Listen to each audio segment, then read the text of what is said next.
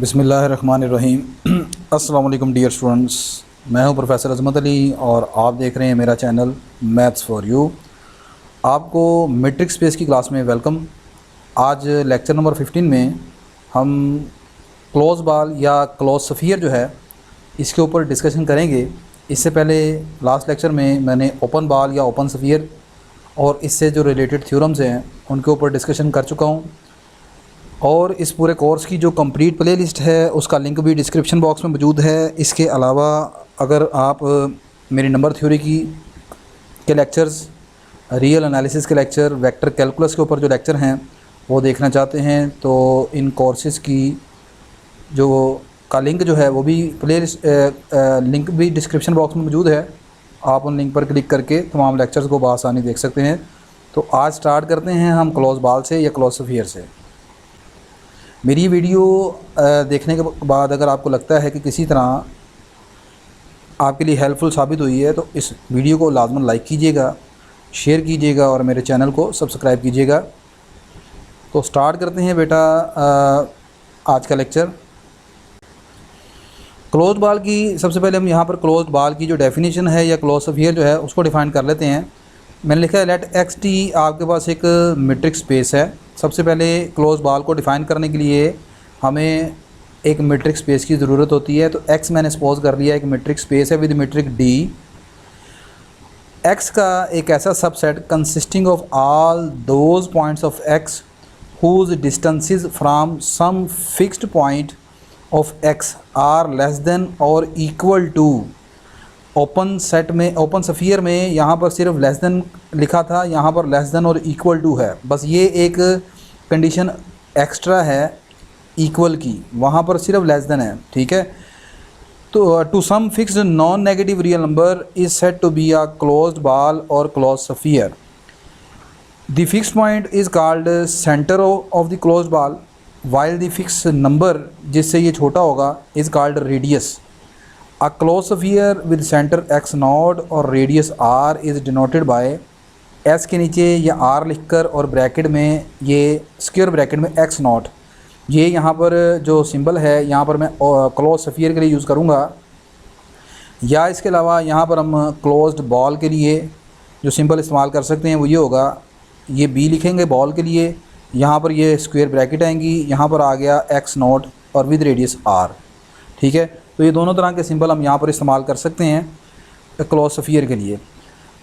दस by definition closed ball with centre x naught and radius r greater than equal to zero. बस एक ही चीज़ का फ़र्क मैंने आपको बताया है कि एक तो यहाँ पर ओपन सफ़ियर के केस में या ओपन बॉल के केस में रेडियस आपका पॉजिटिव होना चाहिए, यहाँ पर रेडियस आपका ज़ीरो के बराबर भी हो सकता है। दूसरी बात, यहाँ पर इस डेफिनेशन में और ओपन बॉल की डेफिनेशन में सिर्फ यहाँ पर फ़र्क है।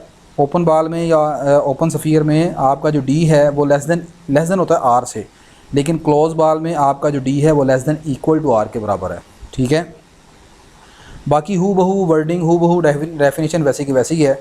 आगे मैंने लिखा जी कि if the radius of a close ball is 1 then this close sphere is said to be a unit close sphere या यूनिट क्लोज बॉल। अगर किसी क्लोज सफ़ियर का या क्लोज बॉल का जो रेडियस है 1 के बराबर हो तो उसे यूनिट क्लोज बॉल या यूनिट क्लोज सफ़ियर कहते हैं। और 10 दी सेट, ये जो सेट है आपके पास S1 X0 with d x naught x less than equal to 1, this is the unit close ball. यहाँ पर अभी चंद एक इम्पॉर्टेंट चीज़ें आपने याद रखनी है, ये आपको मदद करेंगी। अगर सपोज़ कभी आप MCQs टाइप या कभी आप वाइवा वाइज पेपर देते हैं, एग्ज़ाम आपका होता है तो वहाँ पर ये चीज़ें हैं बरीकी वाली हैं। कहता है जी it is clear that close ball is a non empty subset of a matrix space because it contain at least one point that is its centre. यही बात ओपन सेट में भी होती है और यहाँ पर भी यही चीज़ है। ठीक है, the graphically shape of the closed ball depend upon the metric defined on the set and the set itself in which the closed ball is taken. किसी क्लोज बॉल की जो शेप है वो किस तरह की बनेगी ये डिपेंड करता है कि आपने मैट्रिक किस तरह की ली है और वो जो सेट आपने जिसके ऊपर आप डिफ़ाइन कर रहे हैं वो किस तरह का है। ठीक है, मैंने लास्ट जो लेक्चर ओपन बॉल का डिलीवर किया था उसमें मैंने ग्राफिकली कंसेप्ट भी दिया था ओपन बॉल का।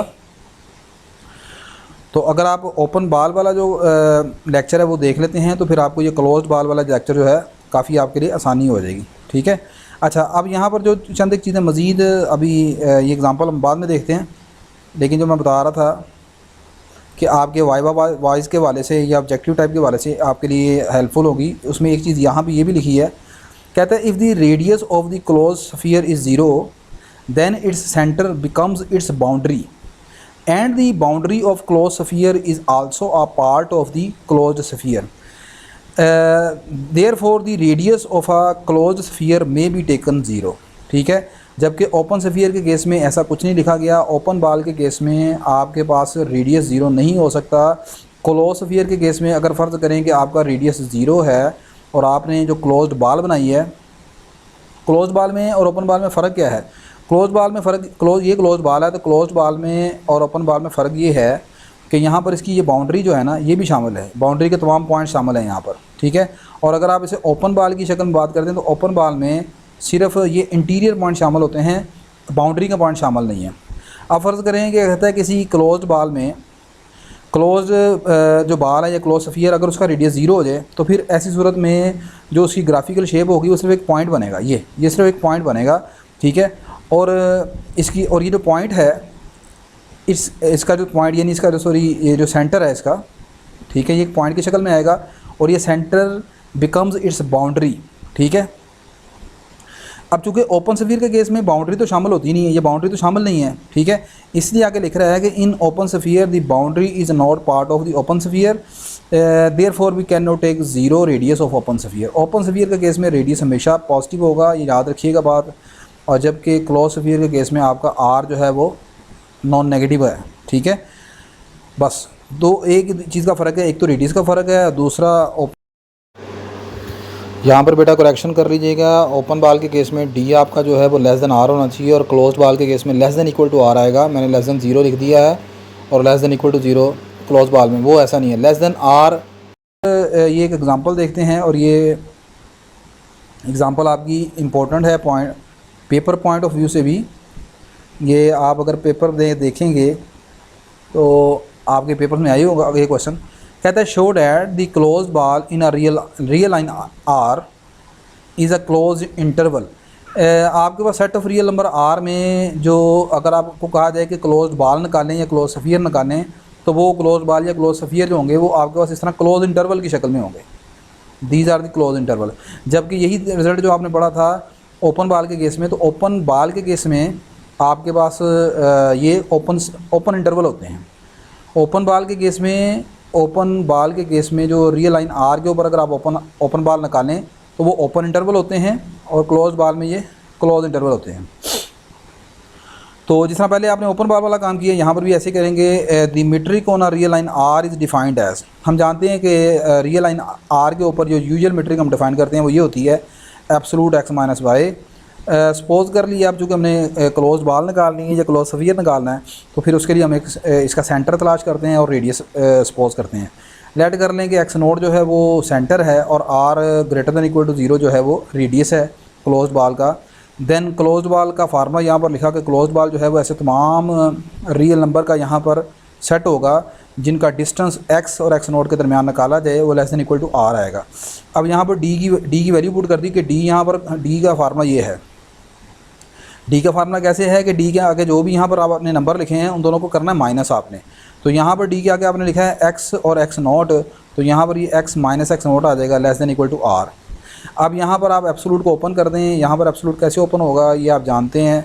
अगर हमारे पास ये लिखा हो x absolute less than equal to a, तो ये एक मरतबा आप ए को लिखोगे माइनस में लेस देन इक्वल टू, और एक मरतबा आप लिखोगे इसे प्लस में, तो minus a less than equal to x, x less than equal to plus a आ जाएगा। तो ये बेटा आपके पास आ जाएगा minus r less than equal to x minus x naught. यहाँ एब्सोलूट किसका है? एक्स माइनस एक्स नोट का, तो सेंटर में आएगा x minus x naught. R एक मरतबा नेगेटिव में और एक मरतबा पॉजिटिव में। यहाँ से एक्स नोट को आप हर साइड से प्लस कर लें, हर साइड में, तो ये आ जाएगा x naught minus r less than equal to x और एक्स नोट प्लस आर बन जाएगा। अब अगर इसे आप इस सारी चीज़ को यहाँ से यहाँ तक इसको इंटरवल की शक्ल में लिखें तो ये ऐसे ही लिखा जाएगा ना, एक्स नोट माइनस आर से लेकर x naught plus are.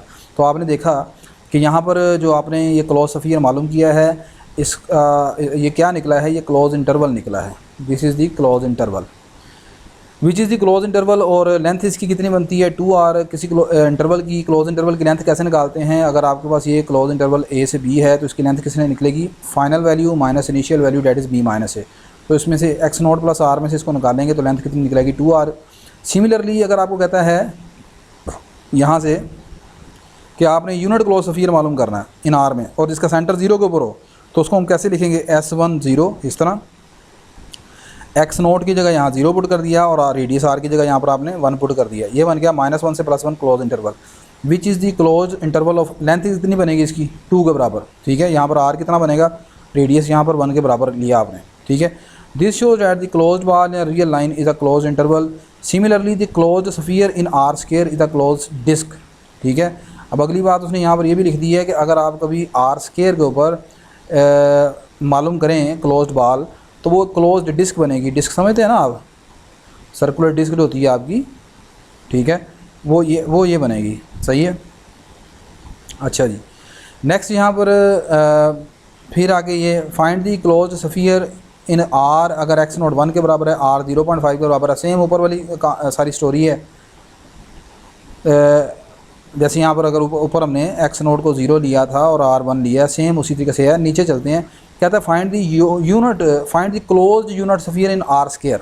Are square में आपने यूनिट क्लोज स्फीयर मालूम करना है। सेंटर जो है वो इसका पी नोट ए बी के ऊपर है और where d the usual metric on r square. अब आर स्क्वायर के ऊपर यूजुअल मेट्रिक किस तरह की होती है? अगर आपको याद हो, मैंने जो आपका चैप्टर नंबर 1 पढ़ाया है, usual metric in r square होती है बेटा आपके पास जैसे डिस्टेंस फार्मूला जिसे आप कहते हो, D P1 P2 equal to P1 के कोऑर्डिनेट अगर आपके पास हैं x1 y1 और P2 के कोऑर्डिनेट हम रख लेते हैं x2 y2।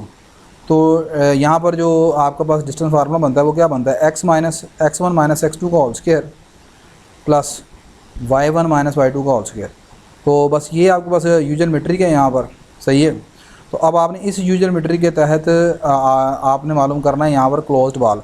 तो क्लोज बाल के लिए हमें पहले सबसे पहले चाहिए सेंटर उसने पी नोट दे दिया है जिसके कोऑर्डिनेट ए भी हैं और रेडियस के मतलब यहाँ पर क्या कहा? यूनिट स्फीयर है। तो यूनिट क्लोज स्फीयर है तो इसका मतलब है रेडियस 1 के बराबर होगा। अब मुझे कैलकुलेट असल में क्या करना है? मुझे सिर्फ ये कैलकुलेट करना है, d p naught less than equal to r और आर कितना 1। इसका आंसर निकालना है कि वो क्या बनता है मेरे पास। तो यहाँ पर ये डी पी के कोऑर्डिनेट मैंने लेट कर लिए, पी के कोऑर्डिनेट ऐड कर लेते हैं x, y और पी नोट जो है वो बेटा आपके पास है a, b। तो इसके ऊपर अब आप वो लगा देना डिस्टेंस फार्मूला, ये वाला जो मैंने आपको बताया। वो कैसे लगेगा? p का पहला नंबर x, उधर p नोट का पहला नंबर a, तो x माइनस a का होल स्क्वायर, p का दूसरा नंबर y और इधर इसका दूसरा number b, y minus b का whole square less than equal to 1, ठीक है। अब taking square on both side, दोनों तरफ स्क्वायर कर लेंगे तो ये आ जाएगा x माइनस a का whole square plus y minus b का whole square less than equal to 1 का स्क्वायर 1 हो गया। तो ये आपके पास वो सेट बनता है, ठीक है। जो आपका बनता है जी, कैसे कहते हैं, क्लोज स्फीयर या क्लोज बाल। अब ये ग्राफिकली क्या रिप्रेजेंट कर रहा है?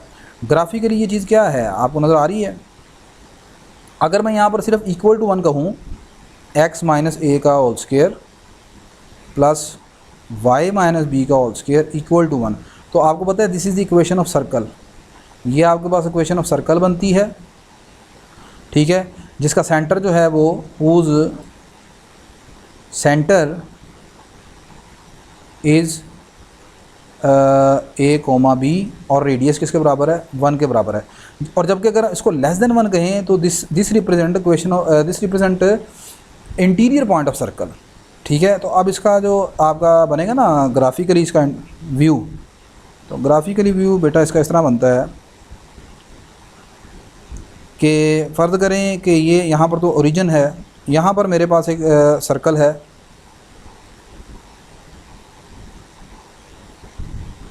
जिसका सेंटर जो है वो ये है ए बी, ठीक है। तो अब अगर आप ग्राफिकली इसको देखेंगे तो ये बनेगा जी आपके पास circle and its interior points. Circle बनेगा और इसके अंदर आने वाले तमाम इंटीरियर पॉइंट आ जाएंगे, यानी ये सारा this is your closed sphere closed बाल इन दिस केस, ये तमाम के तमाम, सही है। तो आज के लेक्चर में सिर्फ इतना ही। आई होप कि आपको कुछ समझ आई होगी। ठीक है, कुछ इसलिए कह रहा हूँ कि शायद कुछ चीज़ों की कमी पेशी रह ही जाती है। तो फिर भी मेरी वीडियो अगर किसी तरह आपके लिए कुछ हेल्पफुल हो तो लाजमन मुझे इस वीडियो को लाइक कीजिएगा, शेयर कीजिएगा, अपने दूसरे दोस्तों को बताइएगा। ठीक है, इंशाल्लाह नेक्स्ट लेक्चर में एक न्यू टॉपिक के ऊपर हम डिस्कशन करेंगे। तब तक के लिए मुझे इजाज़त दीजिए। अल्लाह हाफ़िज़।